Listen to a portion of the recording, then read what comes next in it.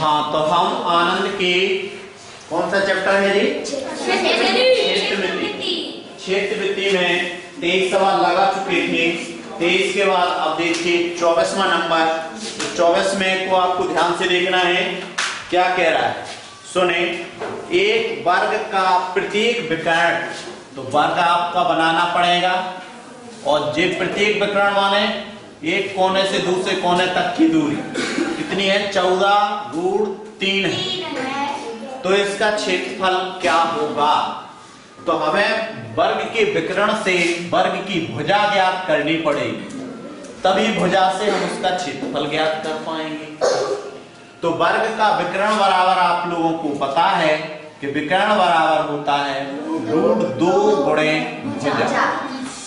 तो आप यहाँ पर विकर्ण की जगह पर 14√3 रखेंगे, ओके, बराबर √2 गुणे भुजा। अब भुजा यही रहने दीजिए, 2√2 का पक्षांतर भाग में चला जाएगा, तो 14√3 बटे √2। अब √2 आपका जो यहाँ है, इसमें ऊपर नीचे √2 से गुणा कर सकते हैं। कर दिया, क्योंकि हम सरलतम भिन्न या तुल्य भिन्न बनाते हैं तो अंश और हर में समान संख्या से गुणा कर सकते हैं। अब यहाँ पर 3 दूनी 6 यानी 14 क्या हो जाएगा?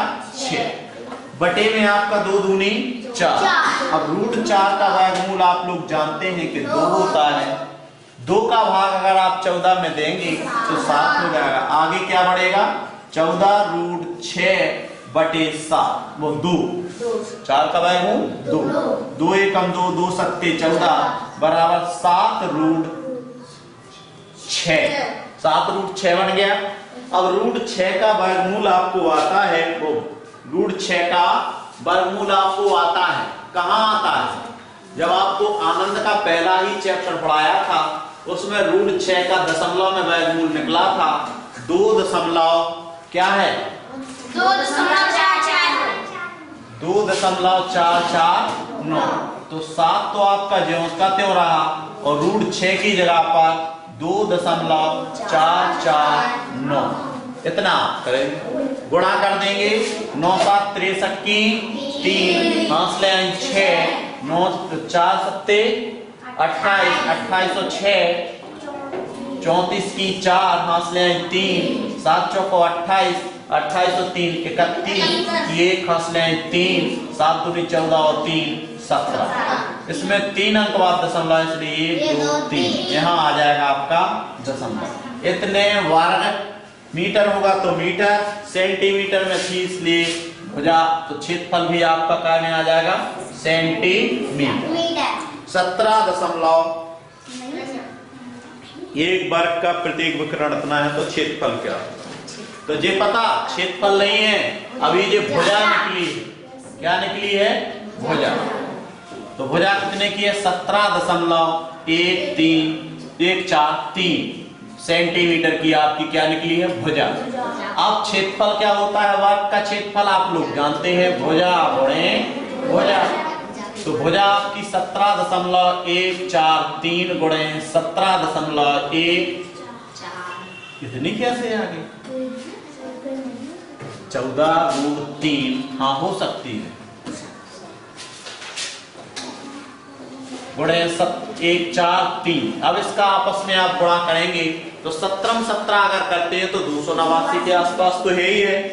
तो 289 में थोड़ा बढ़ जाएगा, तो मेरे हिसाब से 290 हो पाएगा। कितना हो पाएगा? 290। 94 तक नहीं, 94 तक पहुंच जाएगा। गुणा करें तो फिर 3 त्रिका 9 और 3 चौको 12, 12 की 2, 3 एकम 3 और 1 4, 7 21 की 1 और 3 एकम 3 और 2 5। अब करेंगे 4 का गुणा, 4 की 12 की 2, 4 चौको 16 और 1 17, 4 एकम 4 और 1 5, 7 चौको 28 की 8 आसला 1 2 और 4 एकम 4 और 2 6।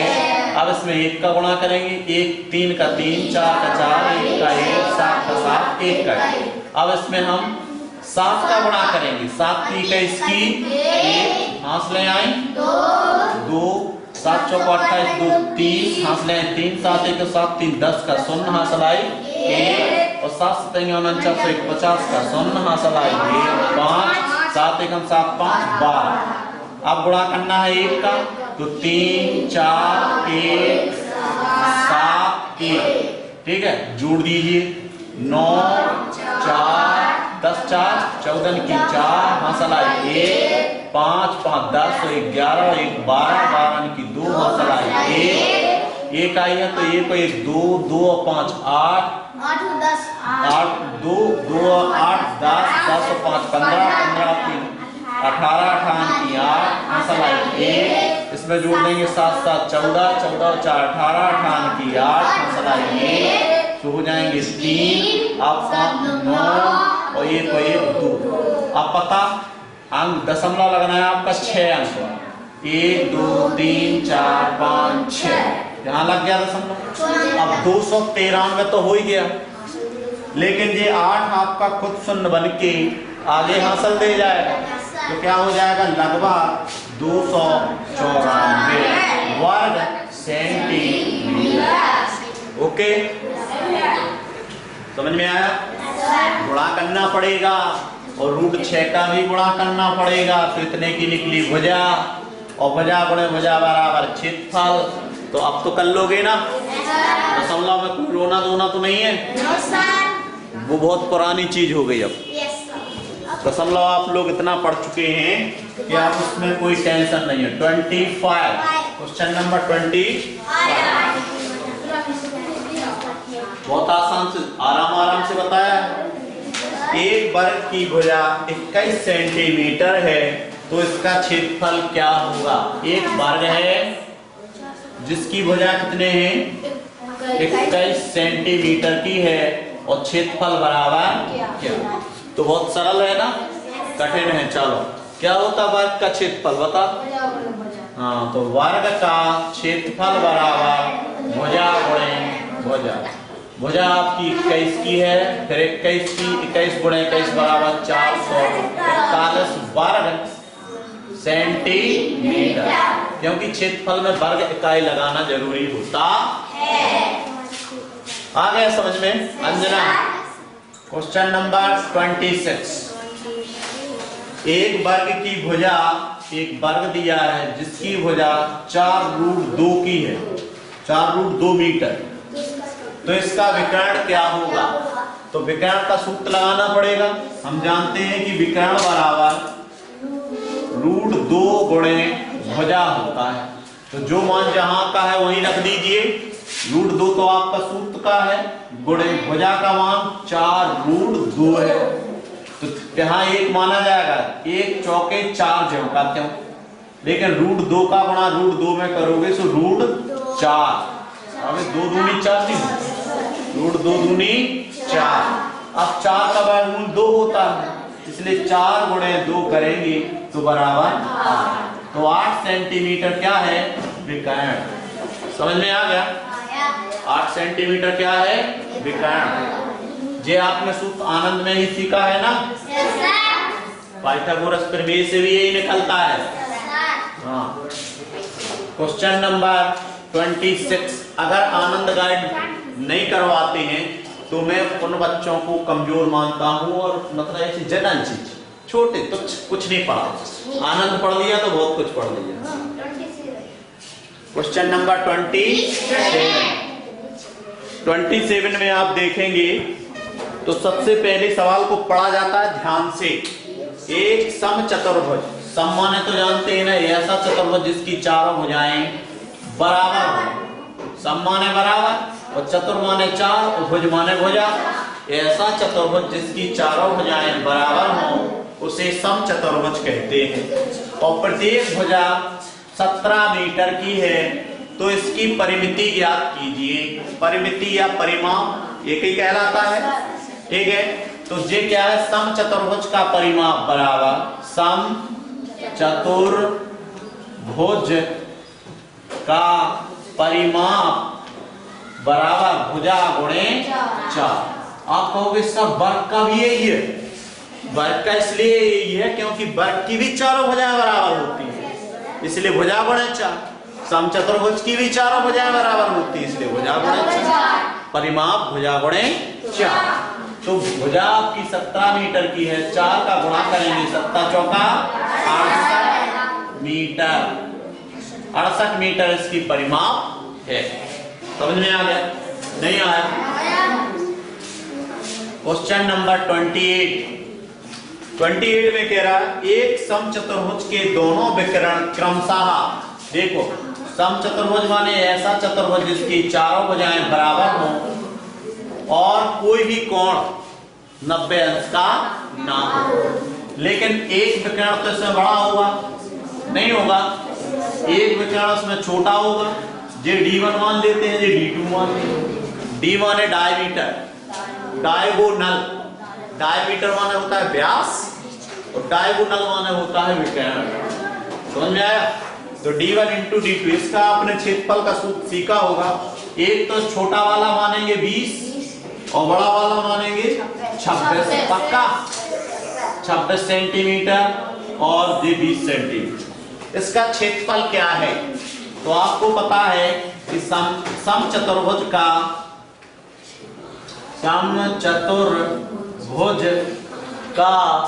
क्षेत्रफल बराबर 1/2 गुणे D1 इंटू D2। जब कब होता है? जब उनके विकर्ण दिए गए हों। तो यानी विकर्णों के गुणनफल में 2 का भाग दे दीजिए तो उसका क्षेत्रफल निकल आता है। तो क्या आ जाएगा? जब विकर्ण दिए हैं तो क्या है? 1/2 गुणे D1 आपका कितना है? 26, D2 आपका कितना है? 20, 2 एकम 2, 2 धाम के 20, 26 धाम के 260 वर्ग सेंटीमीटर। वर्ग सेंटीमीटर आ गया समझ में? समचतुर्भुज का क्षेत्रफल बराबर 1/2 गुणे विकर्ण नंबर 1 गुणे विकर्ण नंबर 2। नहीं आया समझ? अब भी समझ में नहीं? ठीक, यानी हाफ इंटू, हाफ माने आधा, इंटू माने गुणा, half into D1 into D2, ये इंग्लिश में बोलते हैं ऐसे, half into D1 into D2। ठीक है? उसके बाद क्वेश्चन नंबर आ गई 29 में एक आयत की लंबाई, आयत कहा तो आयत नहीं बनाना पड़ेगा, घर की खेती तो है नहीं भाई, जो कहा है उसके अनुसार चलते चलो ताकि दिक्कत ना हो। की लंबाई 12 सही 1/2 सेंटीमीटर है, चौड़ाई 3 सही 1/2 सेंटीमीटर है। इसकी परिमिति क्या है? अभी उसने परिमाप अगर भिन्न में, भुजाओं का माप भिन्न में दे दिया तो डर गए क्या? डर के आगे जीत है। तो आपको क्या करना है? परिमाप का सूत्र लगाना है। तो आयत का परिमाप बराबर 2 कोस का लंबाई। ठीक है? अब आपका 2 तो है ये सूत्र में, लंबाई कितनी है? 12 दूनी 24 से 25/2।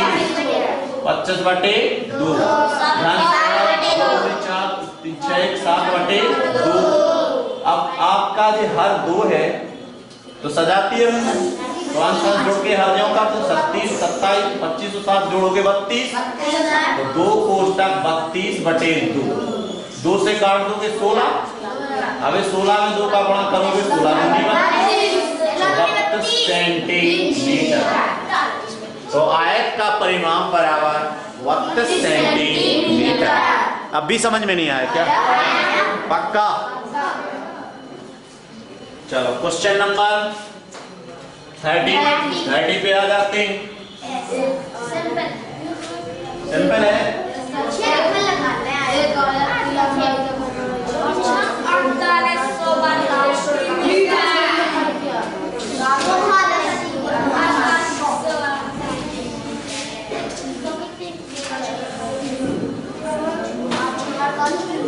ये बताओ, एक गाइड को बार बार पढ़ने से हम ज्यादा इंटेलिजेंट होते हैं कि हर गाइड को पढ़ने से?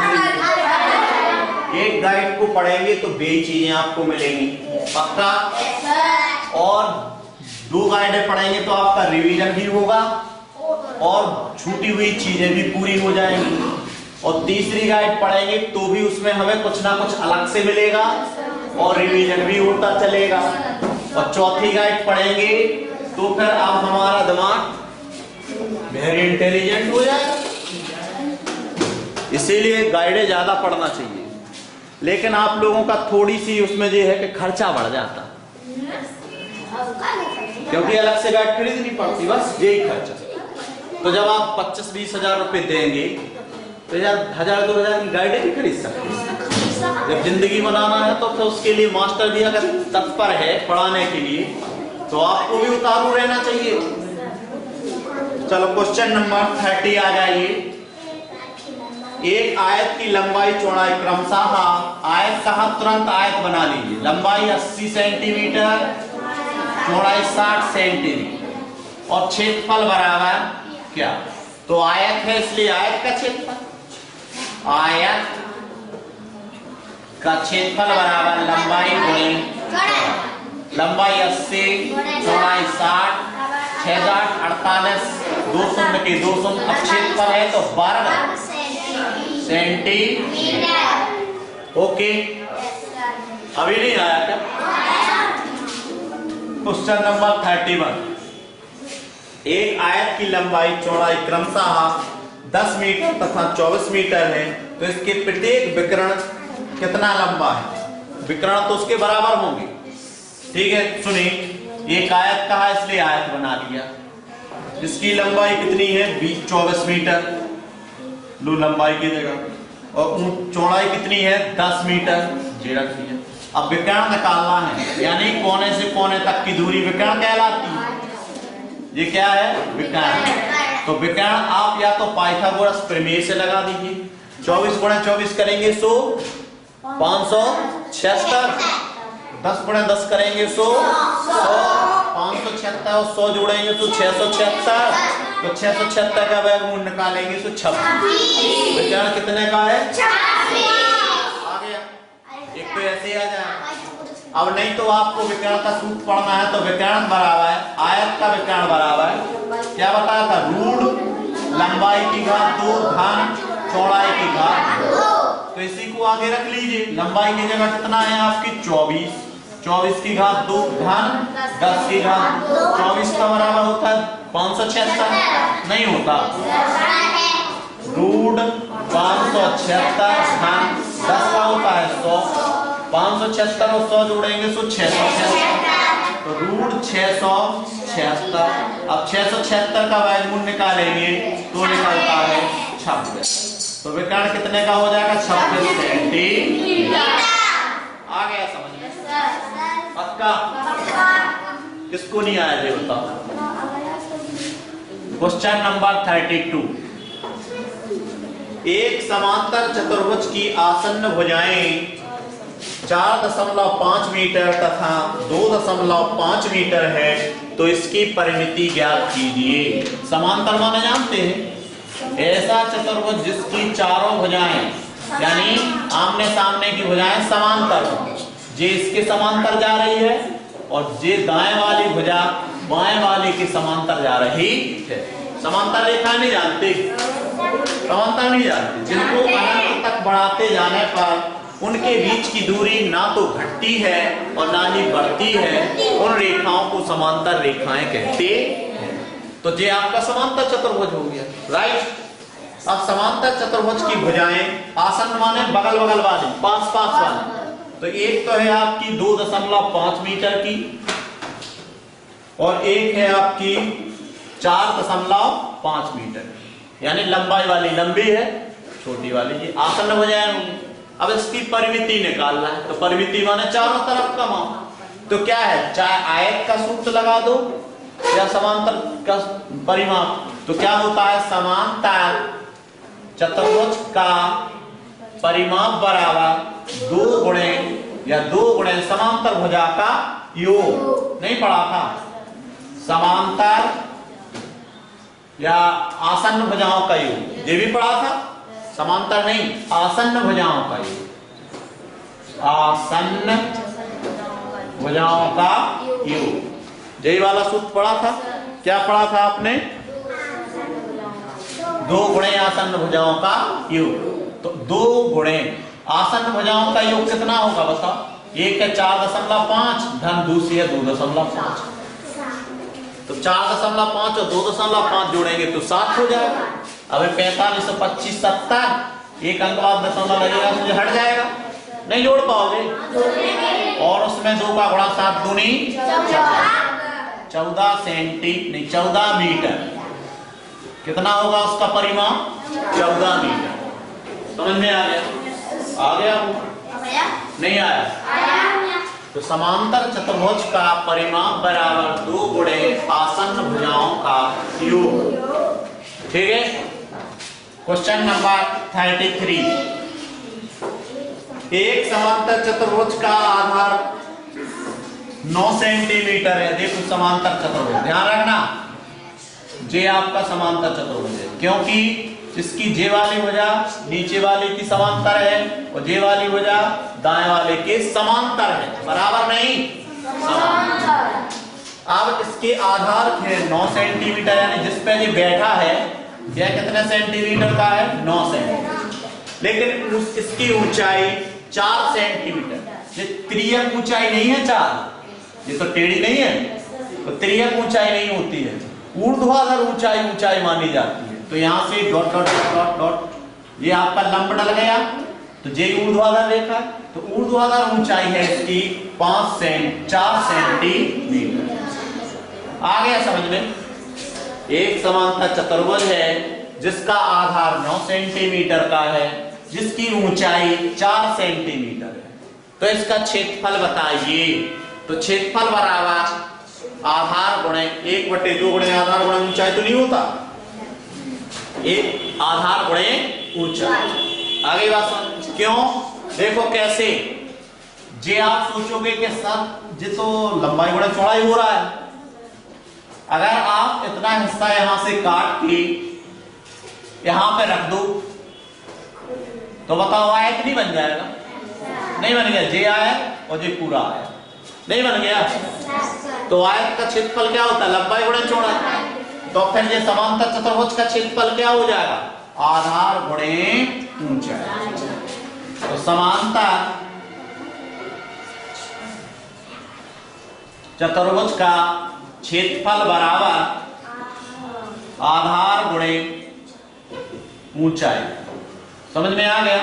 लेकिन ये ऊंचाई कौन सी होती है? लंबवत ऊंचाई, त्रियक ऊंचाई नहीं, लंबवत ऊंचाई। लंबवत माने लंब वाली ऊंचाई, जो बिल्कुल सीधी है, ऊर्ध्वाधर रेखा की ऊंचाई। तो आधार आपका कितना है? 9, ऊंचाई कितनी है? 4, तो कितना हो जाएगा क्षेत्रफल? 9 चौको 36 वर्ग सेंटीमीटर। आ गया समझ में? 36 वर्ग सेंटीमीटर। समझ में आ गया? नहीं आया? क्वेश्चन नंबर देखें 34। एक विषम कोण त्रिभुज की भुजाएं, आप लोग जानते हैं विषम कोण त्रिभुज? ऐसा त्रिभुज जिसमें कोई कोण ना तो 90 का हो ना समान हो, अलग अलग कोण हो जाते हैं। एक विषम कोण त्रिभुज में देखो,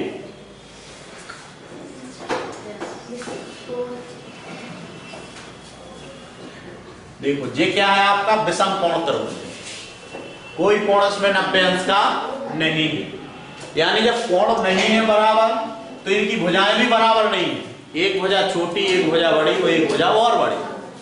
तो क्या है? एक 17 की है, मान लीजिए ये 17 की है, उसके बाद एक 19 की है, एक 23 सेंटीमीटर, ये सब सेंटीमीटर में। तो इसका परिमाप क्या होगा? तो आयत का परिमाप बराबर तीनों भुजाओं का योग। नहीं, आयत का नहीं, हाँ, किसी भी त्रिभुज का हो तो विषम कोण या त्रिभुज का परिमाप बराबर, त्रिभुज का परिमाप बराबर तीनों भुजाओं का योग। किनका? तीनों भुजाओं का योग। जे तो पहली भुजा कितनी यहां से मानेंगे? 17, धन दूसरी भुजा कितनी है? 19, धन तीसरी भुजा कितनी है? 23। ठीक है, तो 17 और 23 जोड़ेंगे तो होता है 40, 40 और 19 जोड़ेंगे तो होता है 59। तो कितने सेंटीमीटर है इसका परिमाप? 59 सेंटीमीटर। नहीं आया समझ में? 5 की गणित में था ऐसा, तो त्रिभुज का परिमाप तो त्रिभुज का विभिन्न आकृतियों का। Question number 35। एक त्रिभुज का आधार 16 सेंटीमीटर। देखो ये त्रिभुज है, इसका आधार माने जिस पे ये बैठा है कितने सेंटीमीटर का है? 16 सेंटीमीटर। अगर आप लोग आधार और शीर्ष ही ना जानते तो फिर लंबाई कहाँ रखते? और लंब है 9 सेंटीमीटर। यहां से देखो यहां पर ये क्या है? ये तो तिर्यक ऊंचाई थी। लंब कहलाता है जो बिल्कुल सीधी ऊर्ध्वाधर ऊंचाई है। तो ऊर्ध्वाधर ऊंचाई कितनी है? 9 सेंटीमीटर। कितने सेंटीमीटर? 9 सेंटीमीटर। तो इसका क्षेत्रफल निकालें। इसका क्षेत्रफल निकालने के लिए आपको बताया था कि त्रिभुज का क्षेत्रफल बराबर त्रिभुज का क्षेत्रफल, बात नहीं, त्रिभुज का क्षेत्रफल बराबर 1/2 गुणे आधार गुणे ऊंचाई। ये आपको बताया 1/2 गुणे आधार गुणे ऊंचाई। आगे बात समझ में? क्यों पता? अगर जे वाला हम हिस्सा इतना काट के इसके यहां लगा दे, लग जाएगा ना। अब इतना हिस्सा काट के इसको पलट के यहां लगा दिया तो एक आयत नहीं बन गया। तो फिर आयत का आधा, आयत का तो है लंबाई गुणे चौड़ाई, आयत का आधा होता है त्रिभुज का क्षेत्रफल। आयत का आधा त्रिभुज का क्षेत्रफल। तो आपको क्या करना पड़ेगा? 1/2 गुणे आधार गुणे ऊंचाई। तो 1/2 आधार कितने का है? 16 का। ऊंचाई कितनी है? 9। 2 एकम 2, 2 अट्ठे 16, 8 नाम 72 वर्ग सेंटीमीटर। ये क्या आ गया आपका? क्षेत्रफल। तो त्रिभुज का क्षेत्रफल बराबर 1/2 गुणे आधार गुणे ऊंचाई। ठीक है, समझ में आया? Question number 36। Question number 36। एक समकोण त्रिभुज का आधार 12 मीटर और लंब 5 मीटर है तो कोण क्या होगा? समकोण त्रिभुज बनाना पड़ेगा। बन गया आपका समकोण? नहीं बना के जानते? ऐसा कोण जिसमें एक भुजा आपकी 3 बजे 12, तो समकोण जिसका आधार कितना दे रहा है? 12 मीटर और लंब कितना दे रहा? 5 मीटर। तो कोण की ऊंचाई पूछ रहा है क्या? निकल आएगा ना? नहीं निकलेगा। पाइथागोरस प्रमेय से हमें पता है कि कोण की घात 2 बराबर आधार की घात 2 धन लंब की घात 2। जैसी का था पाइथागोरस प्रमेय में।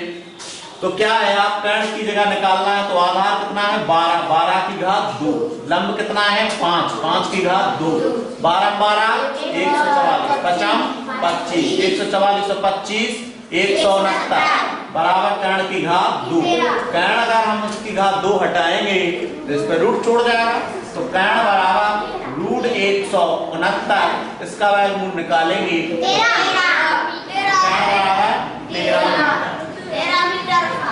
ओके, समझ में आ गया? पाइथागोरस ने जो बताया हम वही तो कर रहे हैं। समकोण त्रिभुज में नहीं, समकोण त्रिभुज की समकोण बनाने वाली भुजाएं एक 8 मीटर है, एक 10 मीटर है। तो इसका क्षेत्रफल ज्ञात कीजिए। तो क्षेत्रफल बराबर त्रिभुज का क्षेत्रफल बराबर 1/2 गुणे आधार गुणे ऊंचाई। तो क्या हो जाएगा?